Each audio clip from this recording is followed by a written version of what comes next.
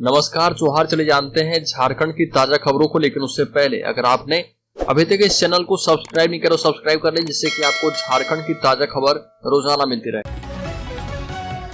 सबसे पहली बड़ी खबर, झारखंड के बोकारो की काटरा पंचायत बनेगी मॉडल।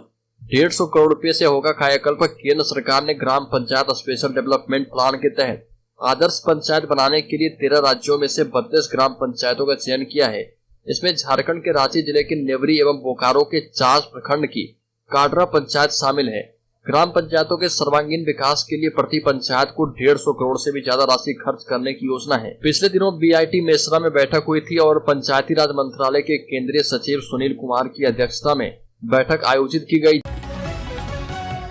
लेकिन झारखंड सरकार के 60-40 वाली नियोजन नीति का विरोध, छात्रों ने दिया धरना। झारखंड में नियोजन नीति को लेकर विरोध का दौर जारी है और धरने पर बैठे और सरकार के खिलाफ छात्र जमकर आवाज बुलंद कर रहे। छात्रों का कहना है कि 60-40 का जो फॉर्मूला तैयार किया गया है, इसे लेकर झारखंड के सभी छात्र आक्रोशित हैं।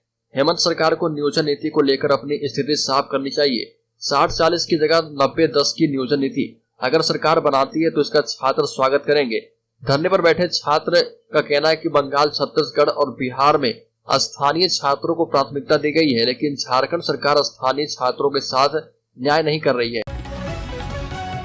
बड़ी खबर, विपक्षी दलों की बैठक के बाद बोले हेमंत सोरेन, कहा कि अनेकता में एकता आ रही है। पड़ोसी राज्य बिहार के मुख्यमंत्री नीतीश कुमार के आवास में चल रही विपक्षी दलों की अहम बैठक खत्म हो चुकी है। बैठक में सभी दलों के नेताओं ने अपनी अपनी बातें रखी। अब 10 या 12 जुलाई को शिमला में विपक्षी दलों की एक बार फिर से बैठक होगी।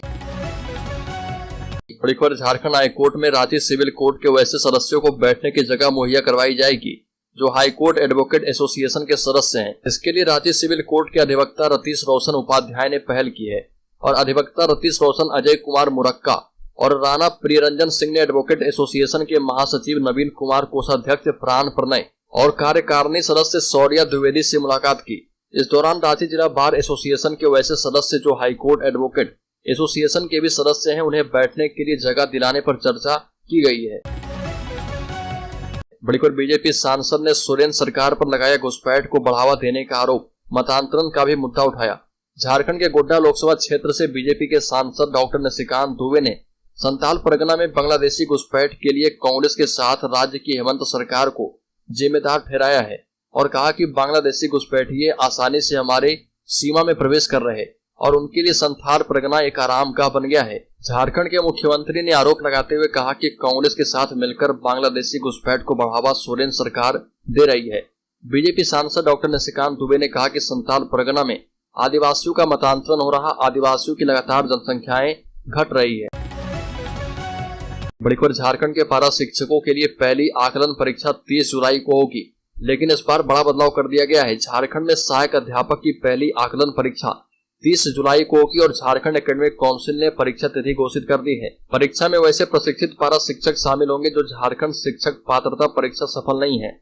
परीक्षा में सफल शिक्षकों के मानदेय में 10% की बढ़ोतरी की जाएगी। प्रवेश पत्र 20 जुलाई से शिक्षक झारखंड एकेडमिक काउंसिल की वेबसाइट www.jack.jharkhand.government.in या जैक से डाउनलोड किया जा पाएगा। परीक्षा के लिए पूर्व निर्धारित अंक में बदलाव किया गया है। राज्य में लगभग 47,000 पारा शिक्षक झारखंड शिक्षक पात्रता परीक्षा पास नहीं है। बड़ी खबर, झारखंड में जोरदार आवाज के साथ हुआ भूधसान, मची अफरा तफरी। हादसे की पीछे बड़ी वजह झारखंड के जेली टांड स्थित सीसीएल एनके एरिया के केडीएच कोयला खदान से 50 मीटर की दूरी पर भूधसान की घटना घटी है। इस घटना से एक मकान की दीवार समेत फर्श और आसपास की जमीन में दरारें आ गई है।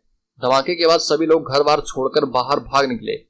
बताया जा रहा है कि जिस वक्त ये घटना घटी उस समय मकान में साइमुन खातून, सज्जाद अंसारी, मुस्तरी बेगम और उनके बच्चे मौजूद थे। इस घटना में सज्जाद के पैर में चोट आई है जबकि एक बच्चा डर से बेहोश हो गया। वहीं धसान से दीवार पर लगे टीवी फर्श पर गिर गए जबकि एक मोबाइल दरार में जाकर जमींदोज हो गया। बड़ी खबर, झारखंड को जल्द मिलेगी 4 और 4 लेन हाईवे की सौगात, एनएचएआई चेयरमैन के साथ मीटिंग में प्रस्ताव। झारखंड में भूमि अधिग्रहण, फॉरेस्ट क्लियरेंस आदि बाधाओं को दूर कर हाईवे के निर्माण में तेजी लाने को लेकर झारखंड मंत्रालय में बैठक हुई। बैठक में मुख्य सचिव सुखदेव सिंह और भारतीय राष्ट्रीय राजमार्ग प्राधिकरण के चेयरमैन संतोष कुमार यादव शामिल थे। मुख्य सचिव ने 4 लेन की 4 नई सड़कें बनाने का प्रस्ताव एनएचएआई अध्यक्ष को सौंपा है। इसमें बासुकीनाथ, दुमका, रामपुर हाट खंड, रांची, देवघर, साहिबगंज, रोड रांची से चाईबासा और जमशेदपुर से धनबाद तक पश्चिम बंगाल से होते हुए सीधी सड़क शामिल है। बड़ी खबर 26 को कैबिनेट में मिलेगी स्वीकृति, राज्य पिछड़ा वर्ग आयोग तय करेगा नगर निकाय चुनाव में ओबीसी आरक्षण। नगर निकाय चुनाव में ओबीसी आरक्षण झारखंड राज्य पिछड़ा वर्ग आयोग ही तय करेगा। 26 जून को होने वाले कैबिनेट की बैठक में नगर विकास एवं आवास विभाग के इस प्रस्ताव को रखा जाएगा, जिसे स्वीकृति मिलने की पूरी संभावना है। बैठक में राज्य पिछड़ा वर्ग आयोग के अध्यक्ष की नियुक्ति पर भी मुहर लग सकती है। राज्य पिछड़ा वर्ग आयोग सभी अध्यक्ष विहीन है और आयोग में फिलहाल एकमात्र सदस्य कृष्ण कुमार सिंह है। निकाय चुनाव में ओबीसी आरक्षण तय करने के लिए आयोग को पूर्ण अस्तित्व आवश्यक है। सरकार के इस संभावित फैसले से झारखंड में नगर निकाय चुनाव की संभावनाएं बढ़ रही है। बड़ी खबर, रेल मंत्रालय ने पटना से रांची के बीच वंदे भारत ट्रेन का शेड्यूल जारी कर दिया है। यह ट्रेन पटना से सुबह 7 बजे खुलेगी और दोपहर 1 बजे रांची पहुंचेगी। ट्रेन सप्ताह में मंगलवार को छोड़कर बाकी सभी 6 दिन चलेगी। पटना से रांची जाने वाली वंदे भारत ट्रेन का नंबर 22349 है, जबकि रांची से पटना आने वाली ट्रेन का नंबर 22350 है और ट्रेन रांची से पटना के बीच की दूरी 5 घंटे 50 मिनट में तय करेगी। रेल मंत्रालय ने इसका नोटिफिकेशन जारी कर दिया है। पूर्व मध्य रेलवे हाजीपुर जोन ने रेल मंत्रालय के पास वंदे भारत ट्रेन का शेड्यूल भेजा था, तो इसमें हटिया में इस ट्रेन का परिचालन होना था, लेकिन मंत्रालय ने हटिया से ट्रेन परिचालन का निर्णय खारिज कर दिया और अब रांची से ही पटना के लिए ट्रेन खुलेगी और पटना से रांची तक ही जाएगी। वंदे भारत ट्रेन का उद्घाटन 27 जून को होगा और पीएम मोदी ऑनलाइन हरी झंडी दिखाएंगे। बड़ी खबर, जेबीबीएनएल का बड़ा दावा, शहरी क्षेत्र में रोज 23 घंटे बिजली, वहीं ग्रामीण क्षेत्र में 21 घंटे बिजली मिलेगी। रात में फॉल्ट हुआ तो तुरंत ठीक करेगा मेंटेनेंस। रांची में उमस के साथ तेज गर्मी के बीच बदहाल बिजली आपूर्ति व्यवस्था को लेकर फजीहत के बाद एक बार फिर बिजली विभाग ने आपूर्ति व्यवस्था सुधारने की पहल की है। जेबीबीएनएल के रांची एरिया के जीएम ने दावा किया है कि रांची के शहरी क्षेत्र में 23 घंटे और ग्रामीण क्षेत्र में 21 घंटे बिजली आपूर्ति सुनिश्चित की जाएगी।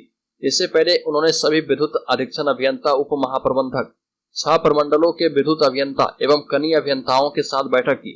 इसमें निर्देश दिया गया है कि अधिकारी 11 केवी शहरी फीडर में हर हाल में 23 घंटे और सभी 11 केवी ग्रामीण फीडर में 21 घंटे आपूर्ति करें। उल्लेखनीय है कि पिछले 22 दिनों तक शहरी क्षेत्र में 5 से 6 घंटे और ग्रामीण क्षेत्र में 10 से 12 घंटे बिजली गुल रहने से लोग काफी परेशान थे। रात में भी बिजली कटौती से तेज गर्मी के कारण लोगों का जीना मुहाल हो गया था। आदेश में कहा गया कि किसी भी फीडर का शट डाउन बिना सहायक विद्युत अभियंता या विद्युत कार्यपालक अभियंता की अनुमति के नहीं होगा। बड़ी खबर, झारखंड में फिल्में तो बन रही है लेकिन रिलीज करने की दिक्कतें आ रही है। नासूर फिल्म के डायरेक्टर ने कहा कि खुद ही रिलीज कर दी फिल्म। झारखंड में टैलेंट है, अच्छी फिल्में बन रही है, लेकिन रिलीज कहाँ करें, कैसे करें, नासूर का कोई खरीदार नहीं मिला।